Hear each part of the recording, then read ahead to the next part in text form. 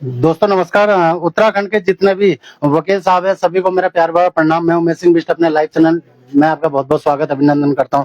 इस समय मैं कोर्ट परिसर में मौजूद हूं। हमारे साथ योगेंद्र सिंह तोमर जी हैं जो पूर्व में 2009 से सदस्य बार काउंसिलिंग के रहे हैं और इस बार जो चुनाव हो रहे हैं उसमें भी फिर पार्टिसिपेट कर रहे हैं। सर, इस बार आप चुनाव लड़ने जा रहे हैं, पूर्व में भी आप चेयरमैन रहे। सर, क्या कहना चाहेंगे?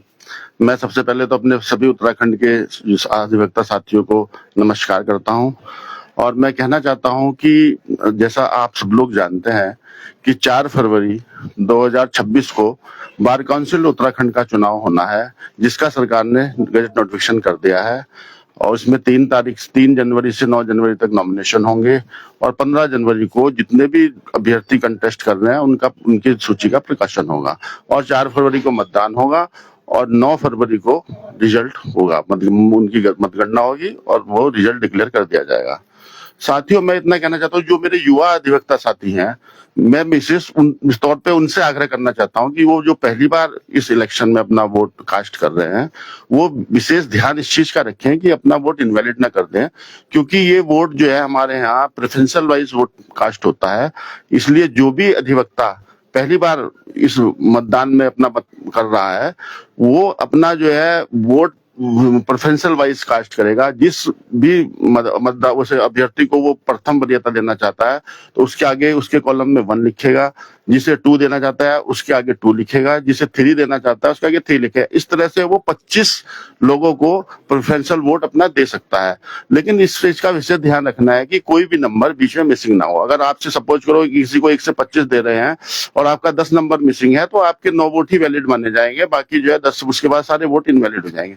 इसलिए मेरा विशेष आग्रह उन युवा अधिवक्ताओं से है कि जब वो वोट कास्ट करने जाए तो पेन अपने साथ में ले जाए। वहां कोई मोहर नहीं मिलेगी आपको पेन से ही सीरियल नंबर डालना है, 1 2 3 4, जिस तरह जिस अधिवक्ता को आप जो भी प्रेफरेंस देना चाहें वो वोट कास्ट करना है।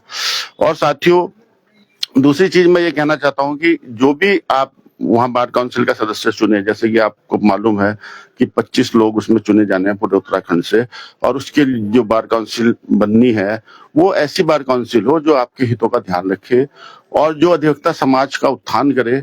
मैं चाहता हूं, अब मैं अपने बारे में आपको बताना चाहता हूं कि मैं 2009 से बार काउंसिल उत्तराखंड का सदस्य हूं, 2013 में चेयरमैन रहा हूं।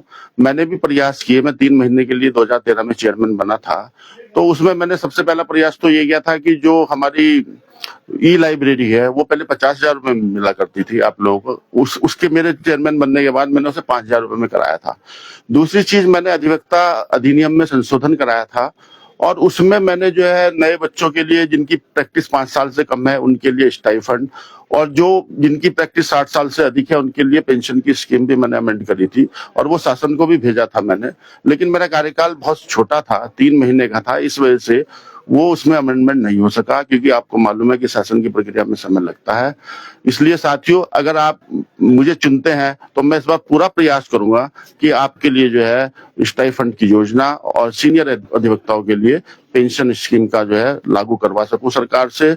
और साथियों, मेरी एक विनम्र अपील है आपसे कि मैं जो है इस बार बार काउंसिल के चुनाव में उसके लिए मतलब उस कर प्रतिभाग कर रहा हूँ सदस्य पद के लिए। इसलिए आप मुझे अपना प्रथम वरीयता या कोई भी बेस्ट वरीयता जो आप मुझे देना चाहे टॉप 5 में आप देने का कष्ट करें। आपका मैं आभारी रहूंगा। धन्यवाद। तो पूर्व में भी सर रहे हैं और इस बार चुनाव लड़ रहे हैं, तो ये तो तय आपको करना है किसको जिताना है नहीं जिताना है।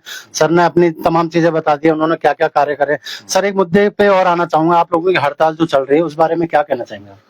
देखिए, हड़ताल जो है न्यायोचित हड़ताल है हमारी, क्योंकि अब सरकार ने इतना सुंदर हमारे लिए न्यायिक मंदिर का निर्माण कराया है, लेकिन उस न्यायिक मंदिर में अगर पुजारी नहीं होगा तो अब वो मंदिर को आप कैसे वो करोगे, आप बताओ मुझे। तो जब तक चैम्बर्स नहीं होंगे अधिवक्ताओं के तो उस मंदिर का क्या फायदा, वो तो बेकार है, सुनसान है। अगर उसमें अधिवक्ता नहीं जाएंगे तो, और अधिवक्ता कब जाएंगे, जब अधिवक्ताओं को बैठने की सुविधा होगी। जब सरकार ने इतना सुंदर न्याय मंदिर बनाया है तो क्या चाहती है सरकार कि हम अधिवक्ता लोग उसके कोने पकड़ के वहां पे विधि सलाह दें अपने वादकारियों को। भाई, उनके लिए भी अच्छी व्यवस्था हो जहाँ की अधिवक्ता उन्हें मतलब अच्छी वो अपना वो दे सके अपने न्याय व्यवस्था में उनका अच्छा वो कर सके, अब अपना मतलब न्याय व्यवस्था में अपना विचार दे सके। तो इसलिए जो है देखो, चैम्बर्स होना बहुत जरूरी है। बगैर चैम्बर के अधिवक्ता काम नहीं कर सकता।